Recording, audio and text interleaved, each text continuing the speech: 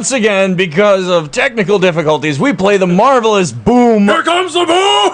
Here comes the boom by POD. There you go. With that being said, my friends, welcome back to the Weekly Trending Fandom Show, and we talk about everything that's absolutely fantastic and wonderful within the world of fandom and beyond. With that being said, we are basically broadcasting live here at CKMS Sound FM 1.3 on the FM dial. Plus, on top, you can always hear our actual television affiliate, which is 946 on the Rogers Television Network. Plus, on top, you can hear us live through the station's website through your favorite media device, which is www.soundfm.ca. Just click on the Listen Now button.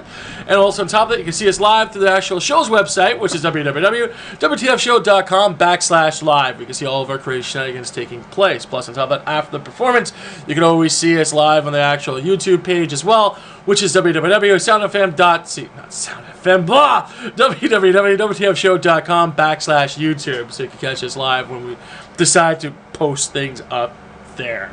So, that being said, we covered gaming, and before that we had our actual movie segment, and before actually our TV segment, and before that we had a movie segment. And the last actual segment for today is our comic book stuff. And one of the few things I'd like to hit home here is that there's this fantastic independent publishing company called Valiant. And Valiant? Valiant, exactly. As in Valiant and Valiant? You got it. And they basically come up with this new title called Unity. Now the thing is that usually, you know, comic book publishing companies don't talk about it, but however, they've managed to publish over 68,000 issues for this particular run, which is huge in the independent comic book industry. So the thing is that this should be fairly interesting on how Valiant moves forward as an actual publishing company from this point forward. So again, at 68,000 issues for one particular title, that's not too bad. And at $4 a piece, that's a good chunk of money, if you know what I mean.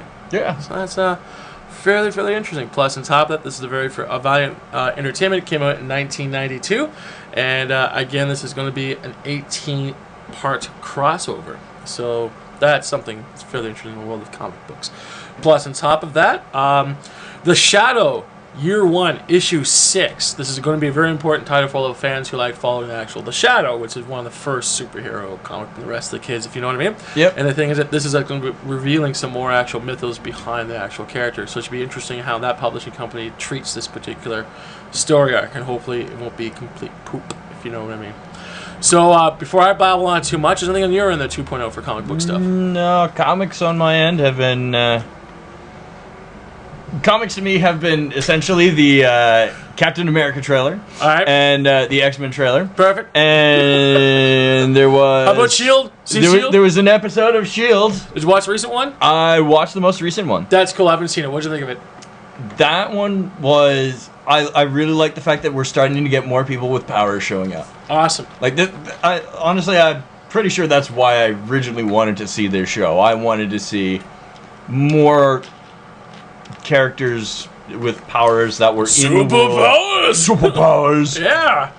Seeing these agents with nothing in terms of powers of their own deal with that. Yeah, that's always boring, isn't it?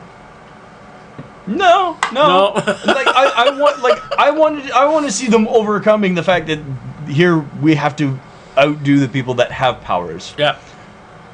But for the first couple of episodes, you didn't see that. Yeah. You saw it for the pilot, yeah, and then you didn't really see it up until now. Yeah, no, I dig it. So again, S.H.I.E.L.D., Agents of S.H.I.E.L.D. is taking place tonight, if I'm not mistaken. No, they've actually delayed it for a week. Really? Yeah. Those bastards.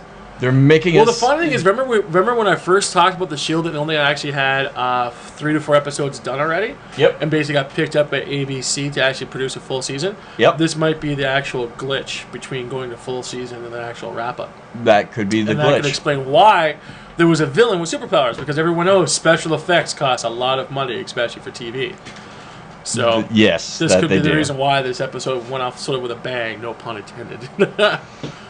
Yes, it did go out with a bang. See, I watched it for the last 5 minutes going, I missed it all! Oh, damn it! So now I gotta catch it later on. Oh. And this might be the actual time for me to catch it. But however, usually Agents of S.H.I.E.L.D. usually broadcasts on Tuesday.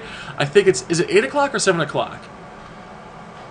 pretty sure it's 8 o'clock. All right, cool. We'll call it 8. But however, we'll put on the Weekly Trending fandom page just to secure it. And basically, folks, so you can follow the actual Weekly Trending fandom page at www.wtfshow.com/Facebook. And with that being said, let's hop into the 5 top comic books to keep an eye on over on Comic Book Day, which takes place tomorrow. And also on top of that, folks, always support your local independent comic book store, because heaven forbids the big box stores do not need your money. The independent guys most definitely do. With that being said, comics to keep an eye on: Hellraiser Annual 2013 coming out, issue number 1 of that. Danger Girl, The Chase, issue 2. Kiss Kids. Now that was an interesting comic book I picked up. Well, I didn't quite, but I looked at really quickly. It's basically the members of Kiss in children chibi form. So that's always interesting. Exactly. Very interesting. Issue 3 is coming out of that. Dinosaurs Attack, issue 4. Godzilla, Rulers of the Earth, issue 5 coming out. Plus, that's how the Transformers Prime, Beast Hunters, issue 6. And of course, Teenage Mutant Ninja Turtles, Villain Micro Series, issue 7. So these are really good comic books to keep an eye out for. And, you know, at the same time here, let us know what you think, or any other comic books you wish our actual followers, listeners, whatever the case, maybe to keep an eye on. Again, basically post on our Facebook group, which is www.wtfshow.com/Facebook. And with that being said, we have a little extra time to play with, so let's talk about some conventions that took place over the weekend. And we basically came back from the fantastic Unplugged Part 2? Yeah. Yeah, it's like a Part 2. So the thing Part is, 2? Okay. Yeah, so anyways, what'd you think of it 2.0? It was impressive. Yes. It was for a second-year show. For a second-year show, that was quite impressive. It was, in comparison to the other conventions that I've been to this year, which I've pretty much been the makeup of all the conventions that I've been to. Yeah. It was smaller. It had a nicer feel to it. Yes. It was, you could walk down the hallways and boom, there you are. Like this, instead of having to swim through a sea or hitting the meat wall. The meat wall of just lineups after lineups after lineups with lines and lines and lines. Thank you very much, Dr. Seuss. Oh. Yeah, so basically from my perspective for Unplugged 2, generally I thought it was a fantastic convention. As a matter of fact, I kind of got a little upset with actual people being there. Reason being is that by now people know I'm involved with different projects and different initiatives within the region, and one of those happens to be a mini convention of its own. And the thing is that the people that attend conventions have no idea how difficult it really is for a smaller con to actually move forward with the logistics of the actual show itself and everything that follows perpendicular. One of the few things that drove me nuts is that they purposely only did a 2-day show, which is very difficult to itself because you have all the vendors coming in, you have all the actual other people coming in, you got the guest liaison stuff and things like that. And the thing is that for this show to tackle not one guest from a very popular TV cartoon / anime series, but the whole voice cast, that is amazing to its own. And one of the few things I got upset with is that on Saturday, when they just opened, people were going, oh, people here, what's going on? And I'm going, are you just stupid or slightly retarded? Reason being is it's the first day of the show. And people haven't come in because if you ever look at first day shows, especially on a Friday, people kind of trickle in. And Saturday is the big giant actual je me suis quoi, the big boom of the actual show, and Sunday people pack up and go home. But the thing is that with a Saturday actual showing, you have all the aspects of the Friday and the Saturday there, because when people were saying, oh, I'm sorry, I didn't mean this, I thought more people would be here. There were more people on Saturday. They came in a little bit late, but they were definitely there. And on top of that, the actual administration staff dealing with everything at the front there, I was quite surprised, because prior to all of this, now here comes the best part behind all of this, and I wish I had this for some of the events I ran with. A car accidentally got set on fire.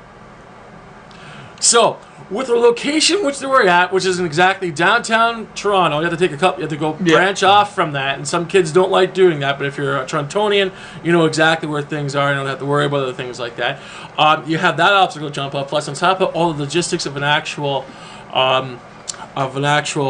vehicle being set on fire. That is always the very difficult part to have. So, With all that being said, I think this was a really, really, really good show overall, especially with all the logistics that happened to be in place. And the thing is that, again, when you have the full voice cast there and everything else like that, that becomes a very, very interesting set of dynamics. And this show tackled it really, really well. And I was very impressed on what they managed to put together. So, wow. So basically, out of 5, I'm giving them 4 out of 5. And the guy who set it up and all the rest of the staff like that, tip my hat to you, because basically you guys did a fantastic job for what you had to work with. And I wish that other smaller conventions could actually follow this template, because I got to tell you, there's going to come a point in time people are going to pick and choose actual conventions. And one of the few things that's actually going to take place is that I'm hoping that this will be one of those shows people will go to year in and year out. So again, follow the Unplug Expo at unplugexpo.com. More information will be posted on the Weekly Trending fan page, which is www.wtfshow.com/Facebook. And plus, on top of that, we managed to get some fantastic interviews with them as well. So we're very happy to be a part of that. And hopefully next year we'll have a better show. And on top of that, hopefully we'll get James back on the show, talk a little bit more about this, because I think this is a really good convention brand to follow. So, so that was last week. And for this week, what do we got coming up, 2.0? For this week, we've got coming up, we have Reversed Polarity. Perfect. We've got the 50th anniversary of Doctor Who. Excellent. Mean, what? Just the longest running sci-fi series on the planet. On the planet. From the BBC. From the BBC. It has. BBC. Yeah. There's no other way it could be here. Yeah. But yeah, it's the Toronto-based convention is being held at the Sheridan Hotel. Yep, in Richmond Hill. In Richmond Hill. Yep. It's going from November 1st to the 3rd. And that's that weekend? That is so it's a 3-day show. Weekend, so it's a full 3-day show. And also on top of this is the first year they're actually running with this particular convention brand, so that's kind of interesting. Yep. And where can they find more information? You can find more information at www.tcon.ca/reversed-polarity. Well, that sounds like it's going to be a fantastic show, and we at the Weekly Trending Fam Show will be there as well. And the thing is that come on down and see us, and we'll definitely talk more for what's going on with all of that. So pretty fun stuff seems to be taking place.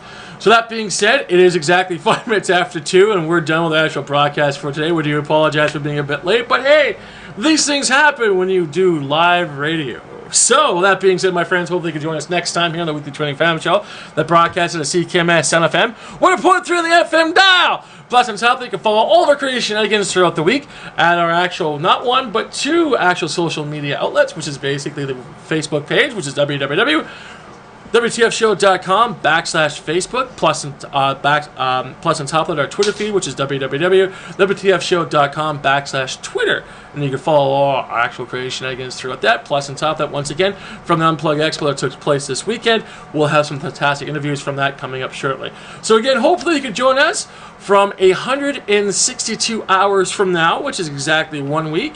And we look forward towards seeing you. So that being said, this is SSC. Thank you for joining us, and we'll see you all next week, folks. See you later. See ya.